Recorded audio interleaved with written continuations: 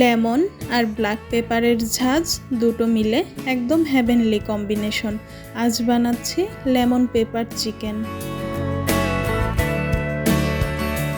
এখানে নিয়েছি 1 KG chicken. এবার ম্যারিনেট করে নিব।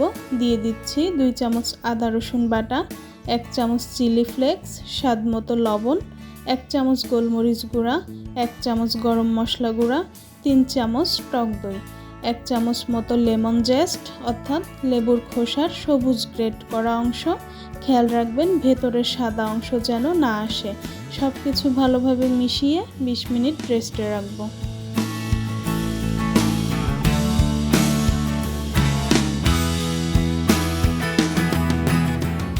এবার একটা প্যানে 3 চামচ তেল গরম করে চিকেনগুলো 1 মিনিট করে ভেজে নিব।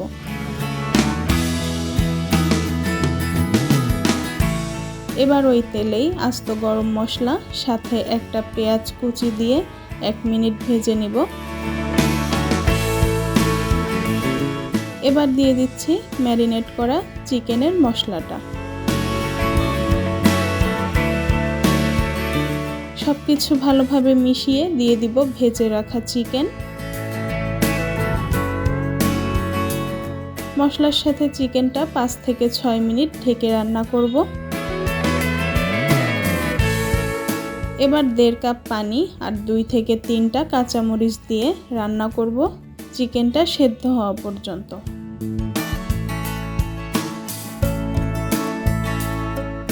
এবার অল্প পানিতে 1 চামচ কর্নফ্লাওয়ার মিশিয়ে দিয়ে দিচ্ছি, সাথে সামান্য চিলি ফ্লেক্স, গোলমরিচ গুঁড়া, 2 থেকে 3টা লেবুর পাতা, 3 পিস স্লাইস করা লেবু দিয়ে ঢেকে রান্না করব 2 মিনিট।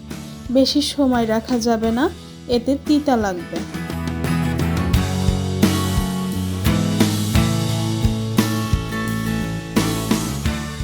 সফট জুসি চিকেন আর লেবু গোলমরিচের রিফ্রেশিং ফ্লেভারে ভরপুর লেমন পেপার চিকেন। সিম্পল কিন্তু স্বাদে একদম পারফেক্ট। রাইস বা রুটি যে কোনো কিছুর সাথে দারুণ লাগবে। আজকের রেসিপিটি আপনাদের কেমন লেগেছে কমেন্টে জানাতে ভুলবেন না।